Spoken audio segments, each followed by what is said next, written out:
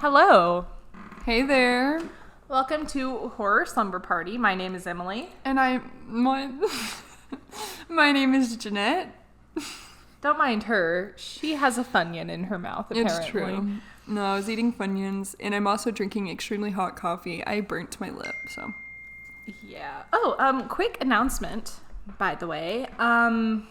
We are having to change our upload time to Thursday, or we're recording on Thursdays now instead of on Mondays. Yeah, and I'm also sorry that this episode was so delayed because I was out of town on Monday. Yeah. So we didn't get to do it.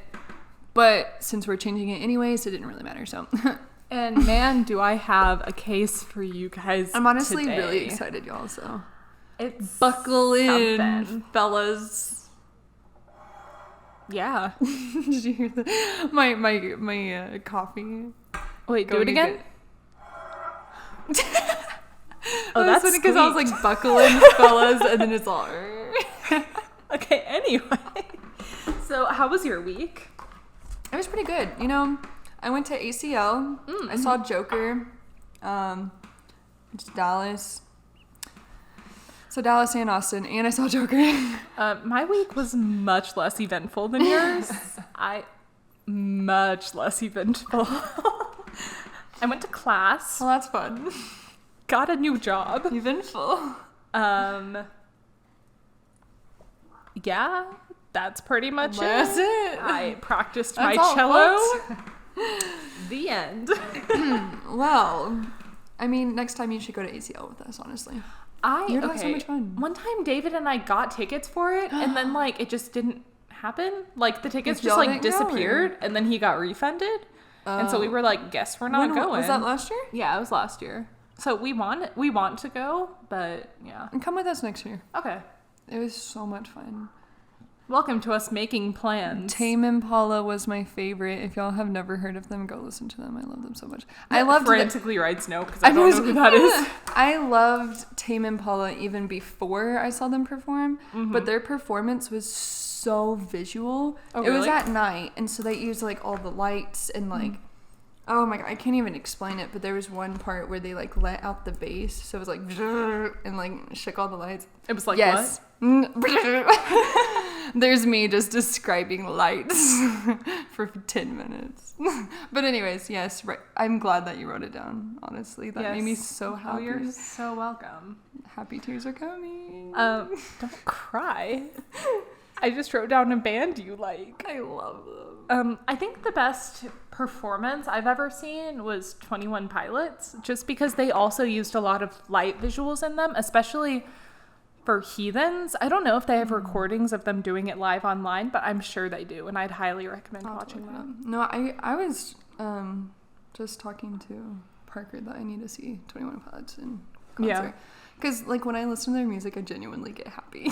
I know, they do I don't know why, but I'm just like, okay. Because they're good. That's why. I love them. But anyways, yeah. So, great artists. ACL was lit. Awesome.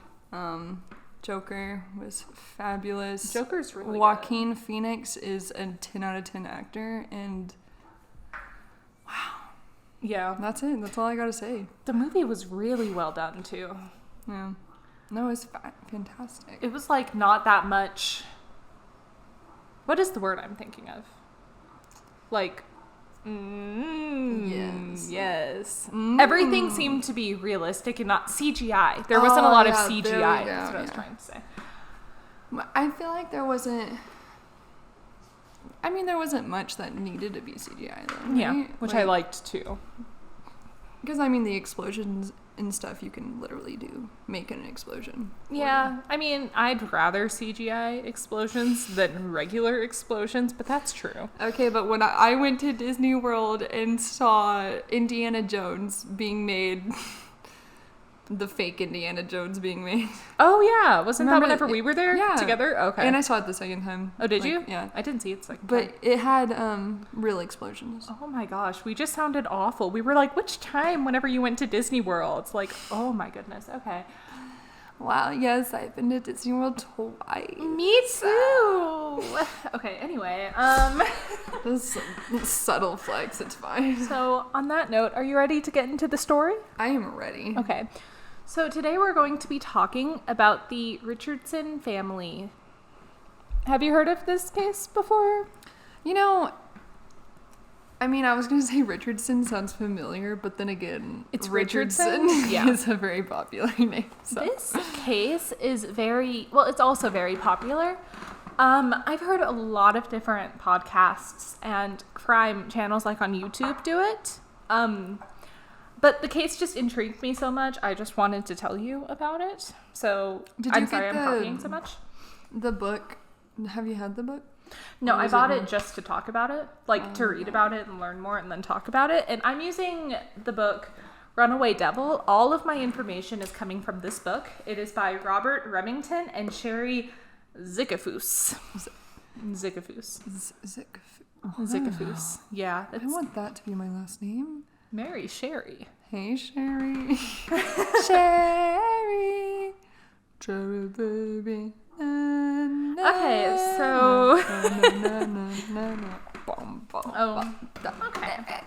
So this is also, by the way, the book that Morbid Podcast used. So the information is going to be extremely similar. Just kind of a heads up. Also, I love Morbid Podcast, and I watched their live show last night. I love them. I'm going to talk about them in every episode. I know, I noticed. But, okay, they did a live show last night. That was from the Lizzie Borden house. Have you heard of Lizzie Borden? Mm-mm. We'll probably talk about her eventually, but basically she supposedly killed her father and stepmother, but it was never confirmed that it was her. Sad. It's wild. Very unfortunate. Yeah. I wonder if you just heard the door closing. What, like the audience? Yeah. Hearing the door closing? Yeah. Oh. I don't know. I guess we'll find out later. It was Abraham Lincoln's ghost, by the way. Oh my gosh. Or was it Teddy Roosevelt? Which U.S. president was it this time? Okay, so... The 16th. The 16th. Oh, good job. You still remember? Oh my gosh. Wait, I promise we're going to get to the story. Hopefully. But I just always think about that one scene in New Girl whenever Schmidt says, "It's proven that every American thinks about Abraham Lincoln once a day." And I do. Since he said that, I'm always like, Abraham Lincoln, there he is. And since we did a podcast on it, if I'm ever looking at the stats, I think about him. So much. Every American thinks about Abraham Lincoln at least once a day. Wow. What an amazing quote. It makes me laugh every time I think about it. That's my next Instagram caption. I think that's good. No. It sounds like something that would be my Instagram caption. I know. I'm I have coming some for your weird brand. Oh no, please. Okay, so let's actually go ahead and all right, jumping right into the story. Here we go. So, the book is called Runaway Devil. And it's about the Richardson family. Okay, so let me tell you about the parents. Their names are Mark and Deborah, okay? So they met in 1990. And by the way, Mark is spelled with a C. In case you were wondering, it's barely ever spelled that way. Yeah. We have a friend whose name is spelled like that, so it's always weird. C. Yeah. They met in 1990 in a gym in Ontario. Mark was 27 whenever they met, and Deborah was 33. They got married in 1991. So they got married just like a year after they met in a gym in Ontario. You're welcome. In a gym in Ontario. Those are the notes I have, so man, am I going to say them. They had their first child in 1993, and I'm not going to say the first name of this girl, so I'm going to call her by her initials, which is JR. By the way. RJ. No, that's wrong. Right. JR. Her information is readily on the internet, by the way, if you wanted to know her name and everything like that. I'm just not personally going to say it. So, they had JR in 1993. And then 3 to 4 years later, they had a son named Jacob. And here is a quote about, well, both of them. A lot of what I'm reading is going to be quotes directly from the book, by the way. Well, quotes from people from the book. Okay. If that makes sense. JR adored her little brother. Jacob and her would play all the time. When I first met her, Jacob was still in diapers. She had amazing eyes, the kind with dark eyelashes. She was just a pretty girl in dresses. So that was said by Judith. Judith is going to say a lot of the quotes. Judith was one of Deborah's best friends. Okay. So, Deborah, this was just a wonderful family. Okay. They were so sweet. Mark and Deborah were recovering alcoholics or drug addicts. They were recovering drug addicts. And Deborah ended up becoming a mentor and a sponsor of Narcotics Anonymous. So she really just tried to help people. Aww. That was all she did. It was, yeah. That's sweet. I know. And here's a quote about her. This is also by Judith, by the way. Sometimes she would just call me up and say, "Don't need a phone call back. Just wanted to let you know I love you until you love yourself." Aww. And "I love the bones in the skin you're in" was one of her famous sayings. Or her famous saying. Not one of them. It was just one. That is so cute. I know, isn't it? It really is. Okay, so another quote from one of their neighbors said, "As Mark and Deborah always treated each other with respect, they treated their children with the same respect and love. They were fair, caring, and not overbearing. They did everything as a family. One thing is certain, the kids did not come from a bad family background." And then another neighbor who was named Bob Groden, he says, "They were just a regular family. They were a family we all wished we had. Deborah was the cement who built a pleasant, happy home, and Mark's only plan in life was to do right by his family. I lived vicariously through those parents and really admired their devotion to family." That's so cute. I know. And you can tell that they were like not like the It family, but like they have like the mom, the dad, the boy, the girl. Yeah. You know? Yeah, exactly. Like it was like cute little. Yeah, just a cute little family. Aww.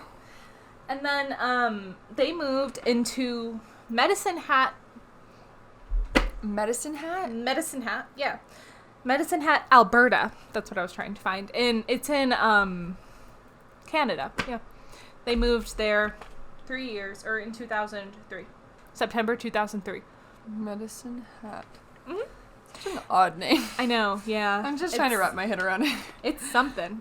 It's something. I'm just trying to wrap my medicine around my hat. So, Jacob, what? I don't know. Okay. So Jacob, the little boy, he was so energetic. Like, he was just so energetic. His yearbook from kindergarten, what he said in it was, "When I grow up, I want to be a policeman or a soldier. The thing I like best about me is that I have a family and I'm very fast." That is so cute. I know. It's so cute. So, a little bit more about JR. She was very girly. Like, she was super girly. There's a specific thing. Okay, can't relate. I mean, I used to be girly, actually, I feel like, right? Yeah, no, you definitely used to be girly. But her room was just filled with, like, stuffed animals. So the basic girly. Yeah, like basic girly. She was stereotypically girly, is a good way to say it. Yeah. The book says that she radiated a wholesomeness that could have graced the cover of 17 magazine. So, okay. Yeah. And another thing about Deborah, really quickly, is it says Deborah would have been a lioness with anyone around her family, especially if she felt her child was at risk. So yeah, she was a great mother. That's cute. I know. So Mark changed a lot whenever he met Deborah because, you know, they used to be substance abusers. Mm-hmm. And so everything about him changed, and he wanted only to, like, please her. He changed for the better once he met her. JR, she skipped the awkward phase.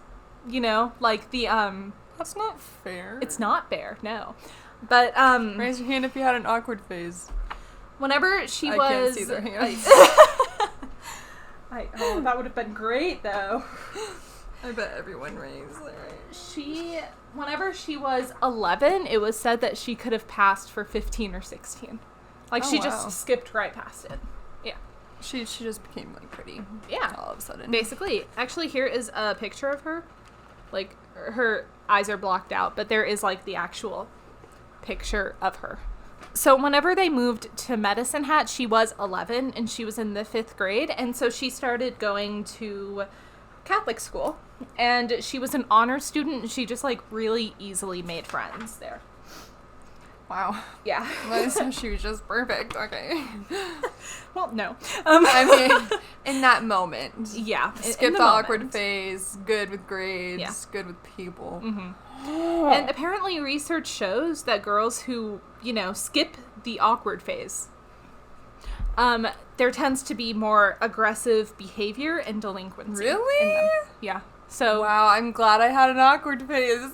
You're really changing, like, sides of the spectrum. Like, you're going back and forth.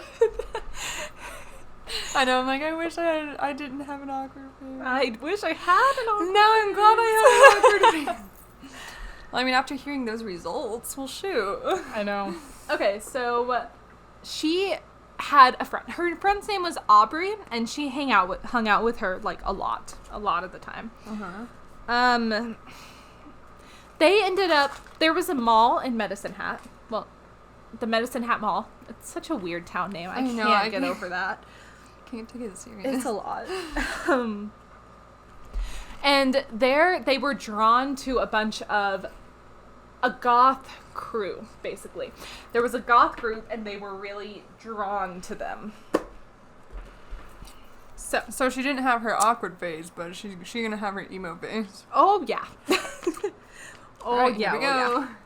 Here we go. So, in that group, let me tell you about 2 of the members real quickly, okay?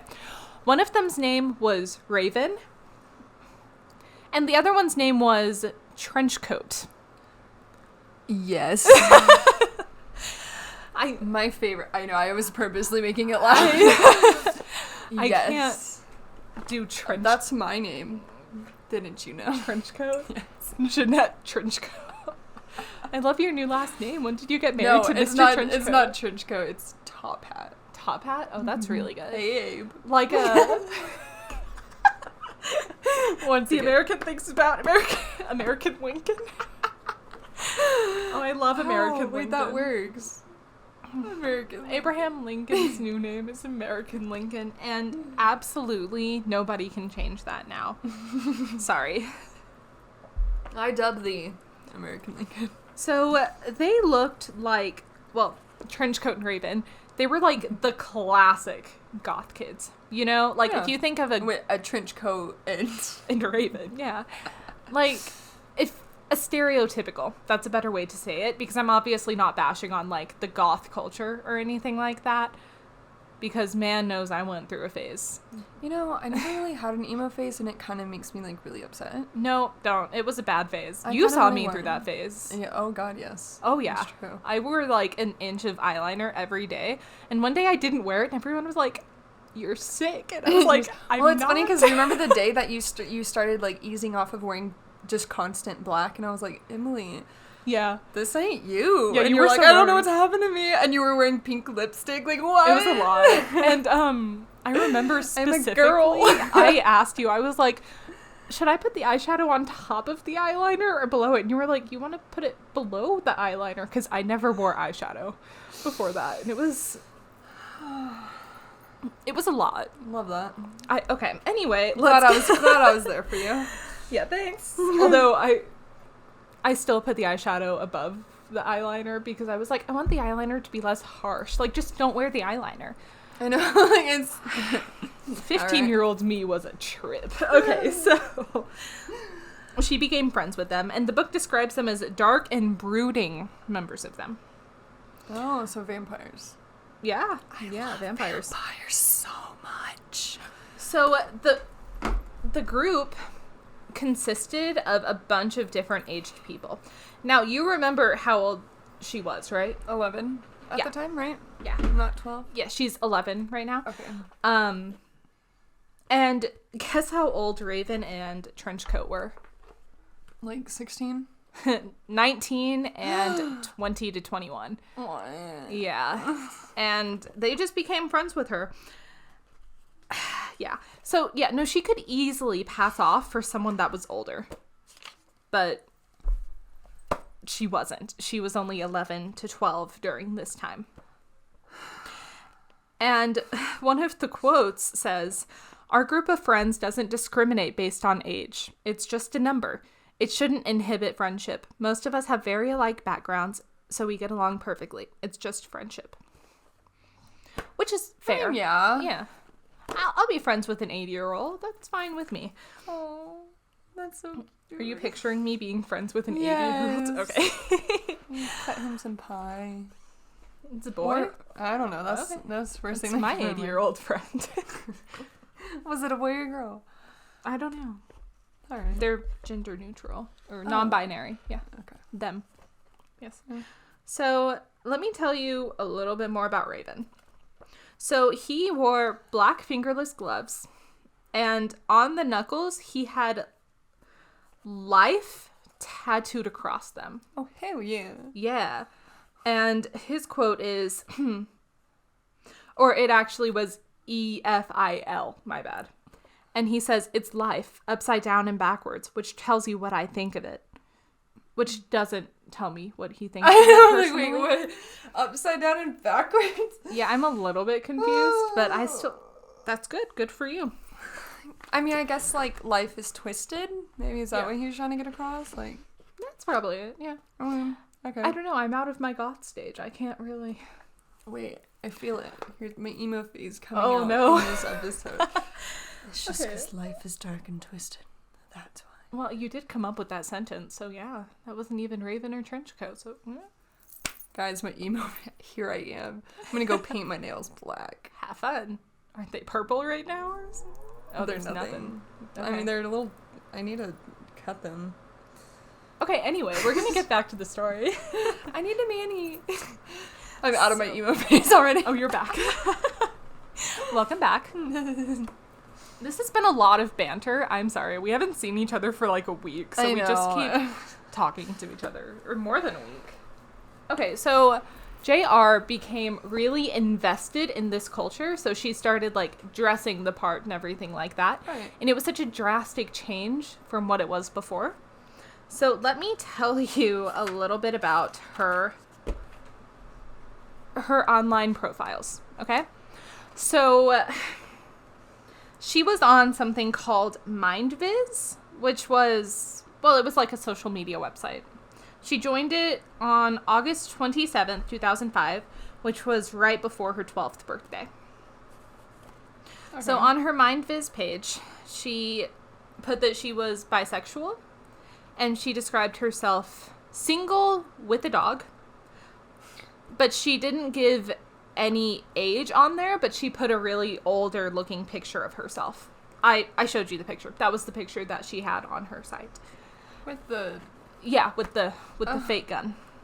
Oh, With it's a fake? gun replica. Yeah, Oh, that gun was fake. But you could see that she doesn't look 12. Yeah, no, in it. she No, looks... she looks God, she looks like... like At least- our age. I know, I was about to say, like, at least, like, 16. Yeah, like, at least.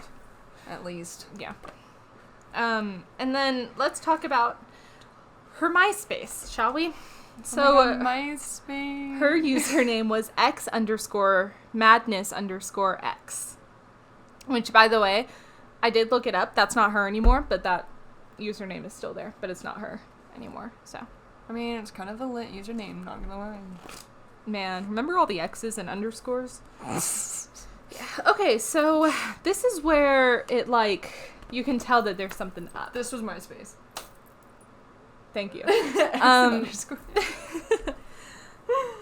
you can tell that things started going badly for her then, okay? Mm-hmm. So some of her interests... And this is why 12-year-olds shouldn't have MySpace, yeah. Media. Well, she put her age was 16 on MySpace, by the way. So, oh yeah, it's all going downhill from here. Oh, Lord. So her interests included hatchets, serial killers, criminal psychology, blood, moonlight, human anatomy, and kinky shit. 12. She's 12. Hello? And for her heroes, she put Jeffrey Dahmer, who was, you know, a serial killer. Yes, well aware. Well, I mean, Chris Angel. I mean, cool, yeah. Marilyn Manson. Oh. Danny Filth, who was... I was called... someone... Remember when... you know who. If you don't, I'll tell you later. Okay. I was called Marilyn Manson in high school. Remember that? I don't remember that, but just tell me more about that later. I will. And I was like... I think I look more like Marilyn Monroe, and walked away. And I was like, what? I think I know who you're talking about. That was my comeback, though. We'll just come back to this later. Oh my goodness. Okay, so anyway, she also put Danny Filth, who was the lead singer of the British heavy metal band Cradle of Filth. And also she put Batman as one of her heroes. So, I mean, at least there's Batman. Oh yeah, for sure.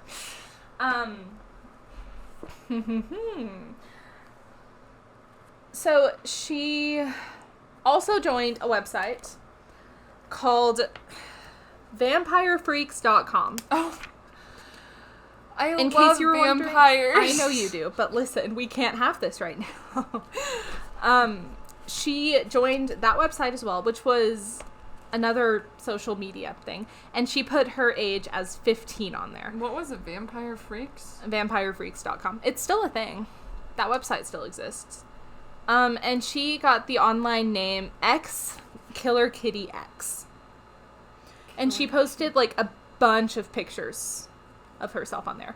And then she joined another social media site, which was called Zorpia, and she got the online username that was called Runaway Devil. So,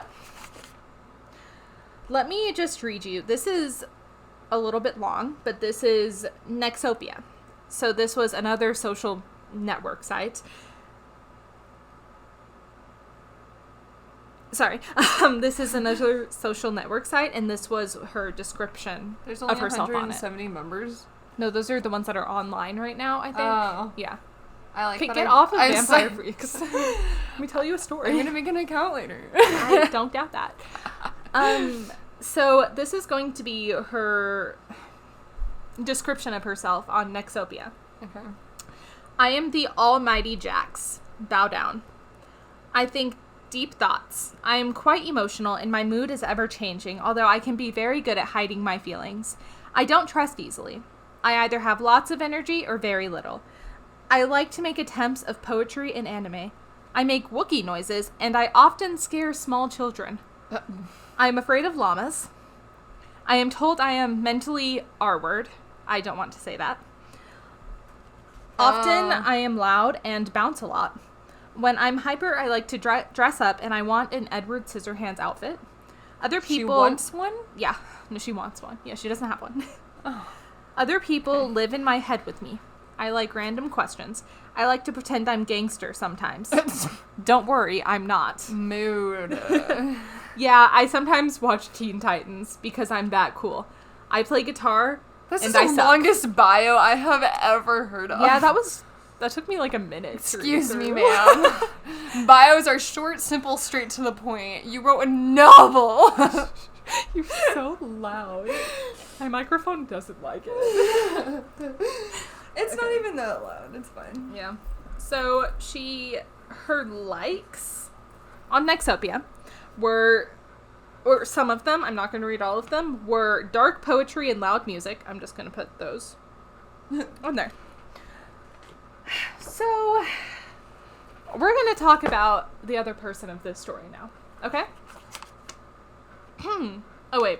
Some of the other things that she likes, by the way. unnatural hair colors, criminal psychology, Tim Burton, Wookiee noises, and mosh pits. And she also said that she has a dislike for small children on there. I was in so many mosh pits this weekend. She would Were you love moshing? that. Yeah. Moshing? Cool. Okay, so... I mean, I wasn't the one beating people let up. me tell you about the other guy. Okay. His name is Jeremy Steinke. Steinke? Steinke. It sounds like you're saying stinky, but I know. Steinke? Yeah, it's Steinke. Sorry, I was reading that without looking, which was dumb because I have the book right in front of me. Stinky. Yeah, that's actually how it's spelled, by the way. It's stinky. Seriously? So It's not even E? Yeah, it's like that. Oh, Yeah. okay. Okay. So something about him is he was like badly abused through his childhood. Here's a couple specific things. His actual father would come home drunk most nights, whip him with a belt, and he would drag him to his room by his ears. Aww. I know, it's really sad. Her second husband was a, quote, weekend drinker, which was better, but he had 3 kids of his own. And this is a quote from his mother. If one did something wrong and wouldn't tell the truth, he'd line all 5 up and swat them on their hands with a paint stick until one of them admitted it. Oh, dang. Yeah. And apparently whenever that was the cat running up the stairs. Oh, wow. Don't even worry about it. Hi, Miss Luna. Spooky. Hi, baby. Apparently, if she tried to intervene or help in some way, she would get yelled at and pushed. That's sad. So, yeah. Apparently, he had a tendency, this is a quote from Jeremy, he had a tendency to abuse me and my siblings, physical abuse and mental abuse. He tied us to chairs and make us watch the other children get abused. Oh my god. Yeah. Very not okay. That is so sad. So, the third husband apparently once pushed Jeremy into a deep freezer and injured his head. And I'm just going to read this directly from the book. She says he also grabbed Jeremy by the neck and gave him uppercuts to the face and pounded him in the back of his head. Why? Trying to defend her during a domestic dispute. So, not the greatest upbringing.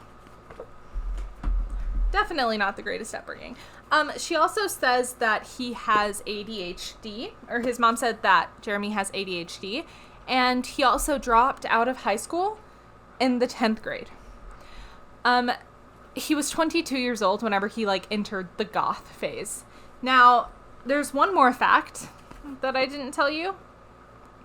He thought that he was a 300-year-old werewolf. What? Yeah. Wait, he thought he... Yeah. Like himself. Yeah. He claimed to be a 300-year-old werewolf. I guess, who am I to tell him that he's not a 300-year-old vampire? But I'm still just a little... Werewolf, not vampire.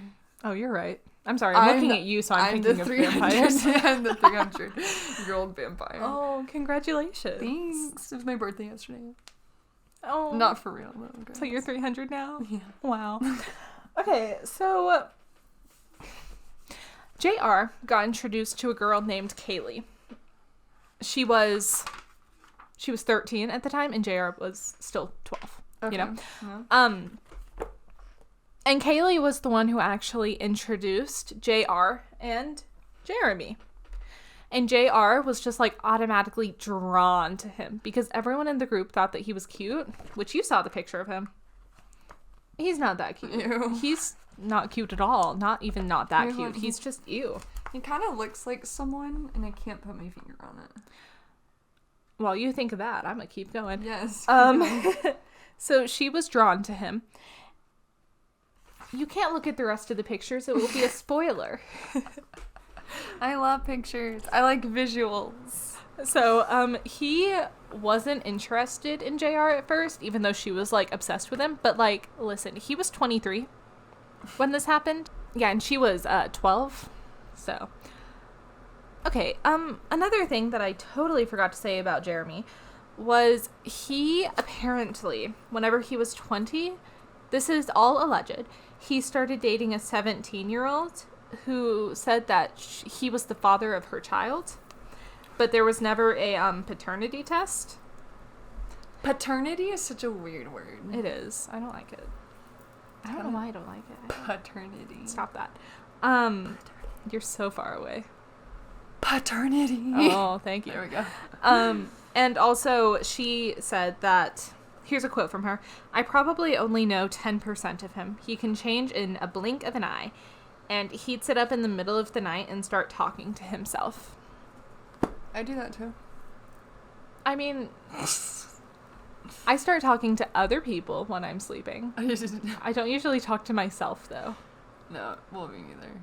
Yeah, you're so far away. You keep leaving. Me neither. I'll sit up in the middle of the night and then be like, wow, that was a weird dream. Well, that's not talking. Okay, anyway. So now Jeremy and JR are talking. She was interested in him. He was 23. Yeah. Wait, at this time, I don't think it was called talking. It was probably like, because you know how like the talking stage is like recent? Yeah, it's weird. Okay, It's anyway. so weird. They're going steady. No, they're not, though. So, whenever this was happening, a bunch of the older guys in the group, like Raven, Trenchcoat, and Jeremy, they would try to call JR just to, like, talk to her and stuff, and her parents didn't like that 20-year-olds were calling their daughter. I mean, reasonable. Totally fair. I would be pretty upset if a 23-year-old was calling to talk to my not even a teenager daughter, too. It's so weird. I know. Dude, when I was 12, I was playing with my American Girl dolls. I just don't... And racing my guinea pigs. Like, I don't understand. Yeah, I don't... Oh, my gosh. So, at this time, JR was, like, super classically rebellious, you know? Yeah. And so, she went into the counselor's office, and she told the counselor that she wanted to be in foster care. And so the counselor was just like, well, do they abuse you or anything like that? And she just, like, tried to say that she was being abused and stuff like that, but then, like, the counselor spoke to the parents and was like, you're not being abused, you just don't like living there. So she obviously didn't go into foster care. Yeah.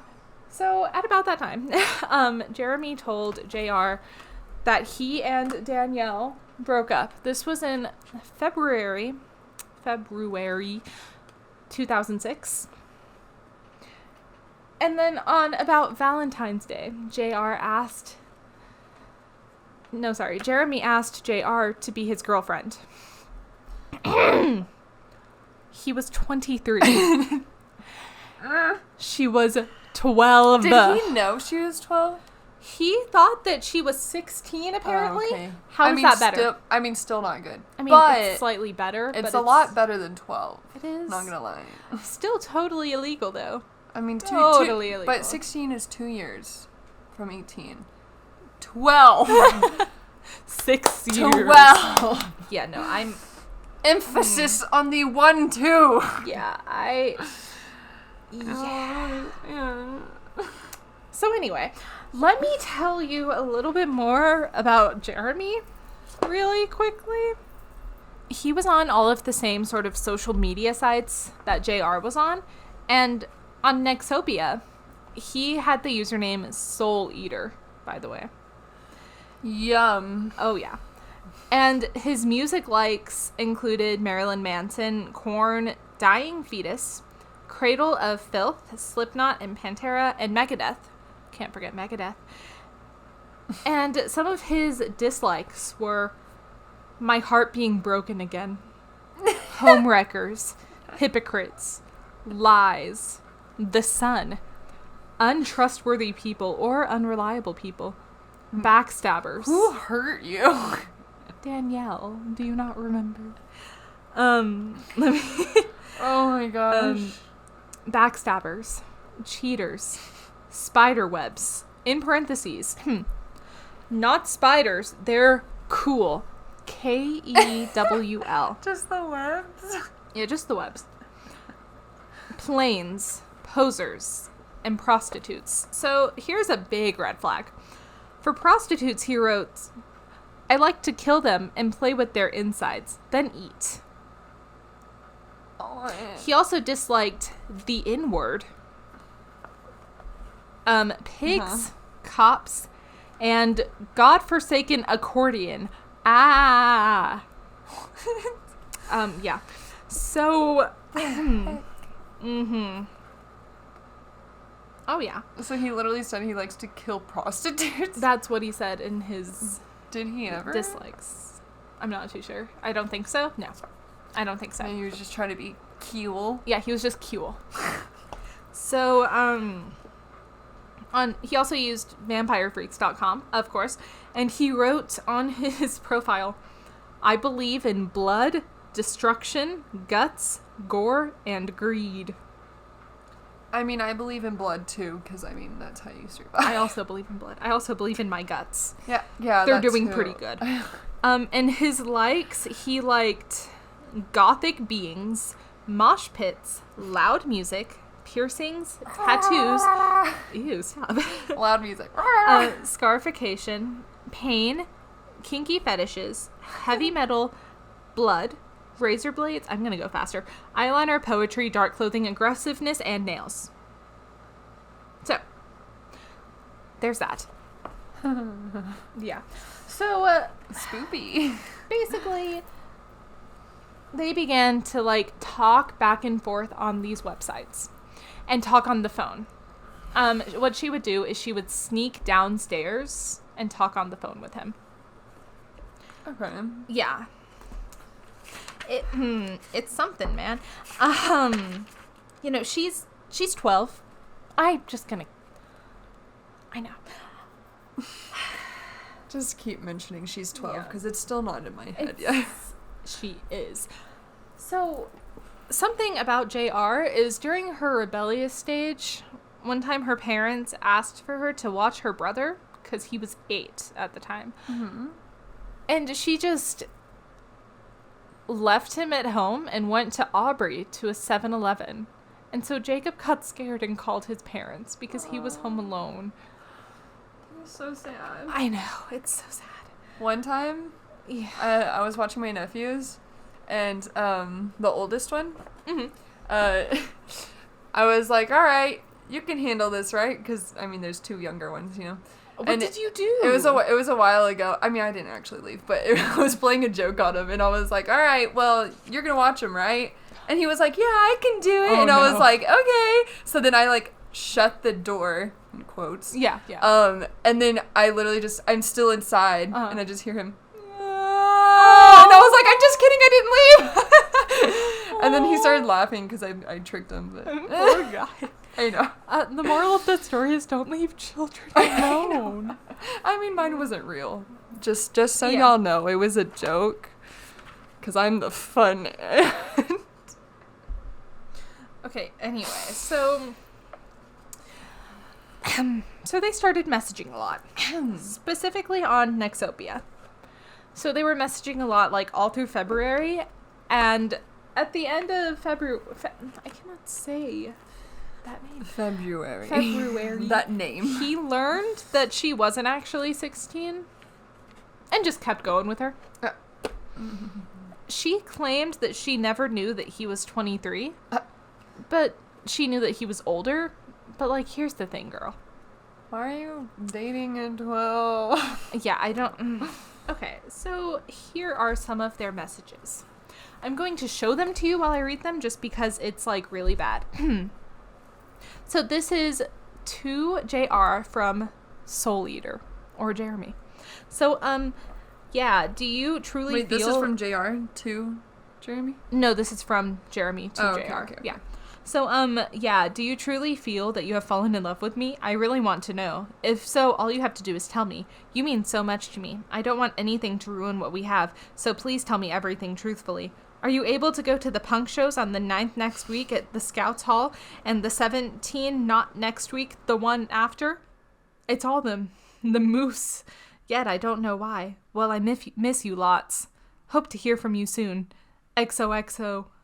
Later. Beautiful. Love. And then she responded, or this was a different one, I'm sorry. It says, well, you see, I effing love you. And that's the end of it. And you're 12. So her parents obviously were not okay with this relationship. No. You know, clearly. And one time they grounded her, obviously. Yes. And then they decided to be nice to her because she was doing things well. So they took her to one of the punk rock concerts. And then they realized that she wasn't there. And whenever they found her, she was making out in an alleyway with her 23-year-old boyfriend. If I walked in on my 12-year-old making out with a 23-year-old, that is so disgusting. I would lose my mind. I literally would have fainted. Now, she is absolutely a minor. And I know that she didn't have, like... Well, she's a minor. Why didn't the parents just get him arrested? I don't know, actually. That literally just would have been like, all right, behind bars. I know. Like, automatically. They should have done that from the beginning. I feel like they were trying to. So. Maybe, yeah. Yeah. So a lot of their emails were like that. And what's funny about this book is it has a coding. So it says LOL means laughing out loud. Yes. ROFL means rolling on the floor laughing. And I read that earlier and I was like, wow, thank you for sharing. So I like that it has to give you a key. Yeah, I'm really glad that it gives you a key. Even I don't think I'd know anything about it. Oh my god, it has the happy face. Yeah, that means happy. happy. And it says wide grid. Yeah, okay. So at about this point, I'm gonna skip ahead a little bit because this is taking a lot. Oh, Jeremy also wore a vial of blood around his neck all the time. Just so you know. Whose blood? I don't His know. own? No, I don't even know. Well, maybe it was his own. I don't even know, man. They also called each other Cuddle Bunny. If anyone ever called me Cuddle Bunny, I'd punch them, directly.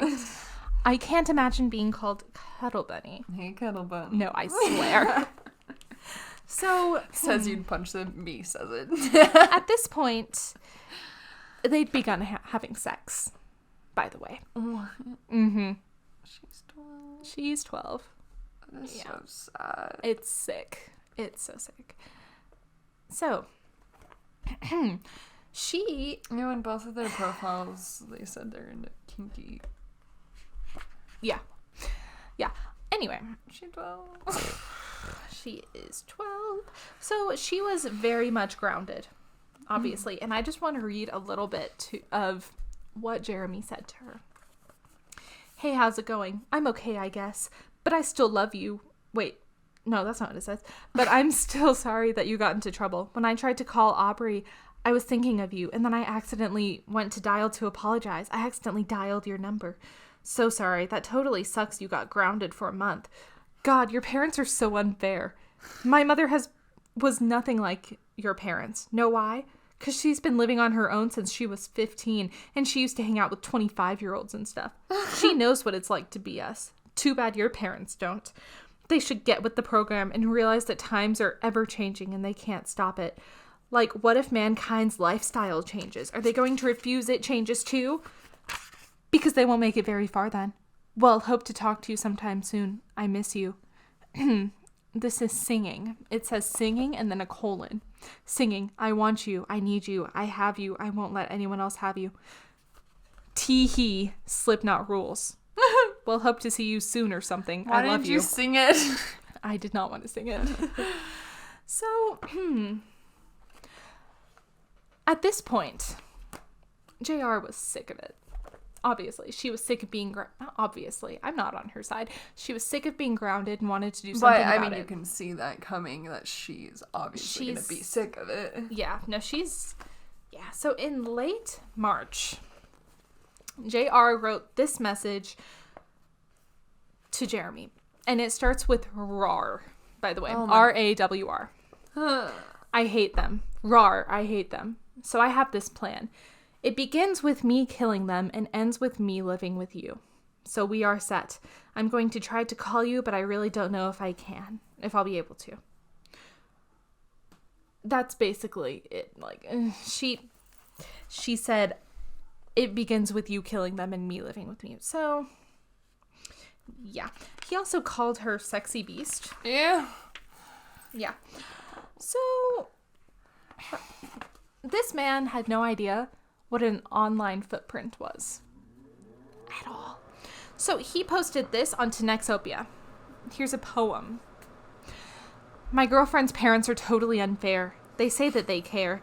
They don't know what's going on, they just assume, as their greed continues to consume. She is slowly going insane. She continues to think that I came into her life to help her out, and to stop what they are trying to shout. It's all total bullshit. Their throats I want to slit. They will regret the shit they have done, especially when I see to it that they are gone. They shall pay for their insolence. He spelled insolence like insulin. Anyway, finally there shall be silence. Their blood shall be payment. So he had no idea that just posting that would be clear evidence that he did something, by the way. Yeah. Stupid. So they began planning this stuff. Okay? They began trying to kill her family. So they believed that Jacob should die too. Yeah. So he was emailing one of his friends who had the username super.jesus. Yeah. And she said, tell her parents to shove it. And he said, we were thinking more along the lines of killing them. ROFL. Yuppers. And the best part is it was her idea, with the happy face. So, at this point, he was trying really hard to find what to do to kill them. He was trying to find people to help him and things like that. Mm-hmm. So he asked his friend, Grant Bolt. And he said, I don't think I can do this by myself. I need someone I can trust. Are you in? And Grant said, go F yourself. So, yeah. Which is fair. He also wrote a song talking about how he will kill. Yeah. You know, he should have, like, focused more on, like, turning these poems and songs into good instead of... Oh, my God. No, you think. So... Grant Bolt messaged him on Vampire Freaks and said, hey, man, what are you doing? I enjoy hitting myself and making my face bleed. Which, I mean, I don't know. Okay, so... What a great thing to add. Oh, yeah. Hey, how are you? By the way. I love hitting my face. That's sad. Okay. And Jeremy replied, oh, yeah, LOL. Hope you enjoy hitting yourself. I, on the other hand, would rather do morbid stuff to others. Like Jax's parents, for example. Which I'm going to do this weekend. He just did not... Jax's? That was her nickname. Oh, okay, yeah. Okay. He just didn't... He literally told everyone. Yeah, he just told everyone. So, here we are. On the night of April 20th, 2006. Quick warning. This does involve a child, so intense trigger warning there. So, Jeremy decided to start out his night by buying a 12-pack of beer and an 1/8-ounce bag of pot. So he smoked 2 bowls of the pot, and he drank all 12 beers. And then he drank some of his mother's beer, and then after that was gone, he pulled out vodka. I don't know how this man is alive. He's extremely cross-faded. And then he did a lot of cocaine. I think he did 2 ounces of cocaine and some ecstasy. Mm-hmm. He mixed so many, what is it, narcotics? Yeah. Together? Yeah. So, I almost said her name. JR's friend messaged her on that night and said, "Do you want to go swimming or to the mall tomorrow?" And she said, "I can't." And she said, "Why not?" And then JR just never responded at all. She left her on red. She did leave her on red. That's why she's awful. Yeah. She left her on red. So, she should have gone swimming instead. I know. It would have been Or to the mall. This book wouldn't exist if she went to the mall or swimming. Just go swimming. Okay. So, Jeremy was still trying to get people to help him. That's the title. Just go swimming. Just go swimming. And so he decided to ask his ex-roommate and said, "Jordan, will you help me with this?" And he said, "No way. I don't have it in me to kill another human being." This was all happening on that night, by the way. Oh, no. Wait. And then Jeremy told him, if I ever find out you or someone else told the police about this, I will kill all of you because I don't know which one will be the rat. So, he then decided to watch the movie Natural Born Killers, which was this was what inspired this whole thing. And in the movie, they spare a child. That's when Jeremy said, "That's where this is going to be different. JR is going to kill her brother." Yeah. So, we're gonna get rough right now. So, that night, he threw obviously it's still that night. We haven't gotten past that night. He threw a pine cone at her window to let her know that he was there.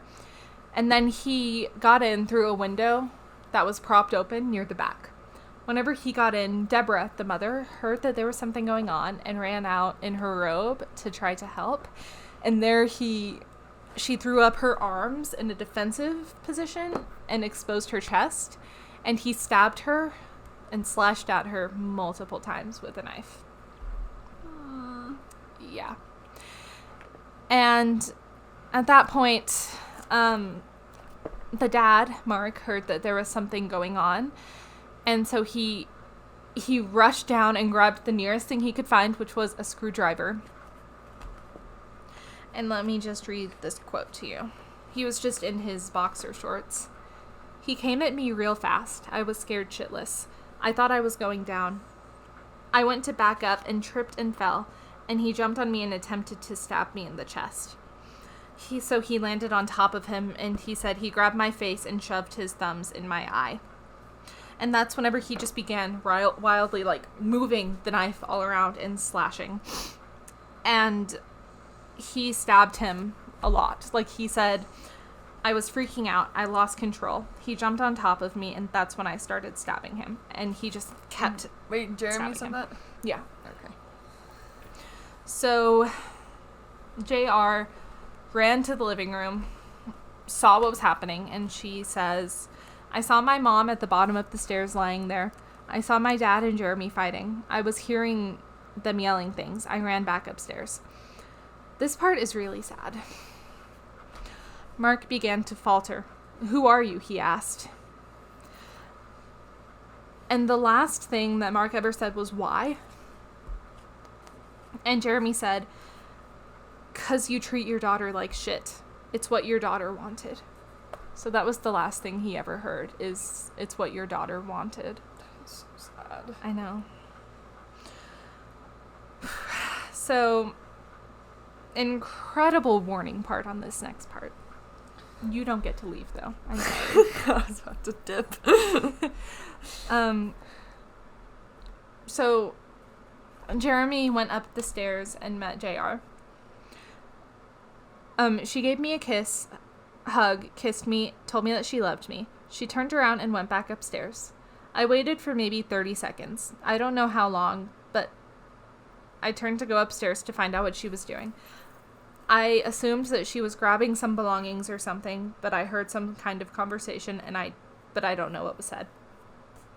So, Jacob was in his room and was terrified. He was cowering in fear on his bed. And so, she said, shh, go back to sleep, and then tried to, like, chokehold him to put him to sleep. And so he was obviously freaking out, and he broke out of the grip and started to run down the hall. And then she heard Jeremy coming up the hall, and he was breathing really heavily and was running his hand up the sleeve. So there was a bloody, like, swipe on the wall, which is absolutely terrifying. And so apparently, Jeremy looked at Jacob and then JR and then just said, we can't just leave him. And so apparently Jacob fought just as hard as his father did, which is heartbreaking. And the wound that killed him ended up being a slit to the throat, which is so sad. And I was going to talk about this more in the next episode, but there was blood all over his room, and there was blood on his lightsaber, which indicates that he tried to pick it up and fight them with it. We don't want. I know. Yeah, that part's really, really rough. And so Jeremy left. Well, he just left. She said, you're just going to leave me here? And he just went outside for, like, some fresh air, but then he ended up just going home. And so she basically got a cab and went... That was so loud. And went to his house. And that is where we're going to leave part 1. Yeah. That one's really rough. It wasn't rough until the very end, so I apologize that most of this episode was just background. I just felt like the background on this one was really important to have. Yeah. It's so depressing. Yeah, it's really hard. I know. I mean, poor all of them, but... I know. I know. That's how you know that he was real little, because he thought that maybe that could help. I wish it did help. So, yeah, there's part 1 of the Richardson family murders. Let me find a fun fact to be sort of like a palate cleanser. Really quickly, before I do say the fact, I do want to make it known that I'm not trying to make light of this situation by ending it with a fun fact, more of just like a palate cleanser. We don't want you to be depressed after listening to us. Please don't. Yeah. Although that was a really hard thing to end on. But, Very. Here's your fact for this episode. My phone just died. Do you remember? Yeah. Okay, good. The bird for Twitter, his name is Larry. Really? Yeah. I didn't even know he had a name. It's Larry. So cute. Yeah, isn't it? Hey, Larry. Yeah, it's so cute. Okay, That's well. adorable. Well, that was... Follow us on the Larry. Follow us on Larry. Follow us on Twitter at @party_horror. And follow us on Instagram at Horror Slumber Party Podcast. And email us at Horror Slumber Party. Maybe podcast@gmail.com. Oh, holy cow. My phone just died. Try emailing us. Try emailing us there, and if we don't respond, then that's the wrong one. I'm sorry. I like how we just say, just try it. Well, you don't have it on your phone, do you? No, but is it on, like, on your Twitter or anything? I feel like it would be, you know? No, because remember, we couldn't get that email. I think it's just... No, it's just email us at horrorslumberparty@gmail.com. There we go. Yeah. Wow, I'm glad we figured that out. Anywho. Thank you for listening. Yeah. Tune into part 2 if you want to hear the rest of this story. And, I mean, if not, sad, but okay. We'll tune in on the next episode. Also, send us your own experiences, your own stories, or suggest others' stories, experiences, so on. Yeah. I'm excited to hear what y'all think. So, let us know. Thank you. Goodbye. Oh, good night and scary dreams. It's clearly been a long time since we've recorded. Yeah.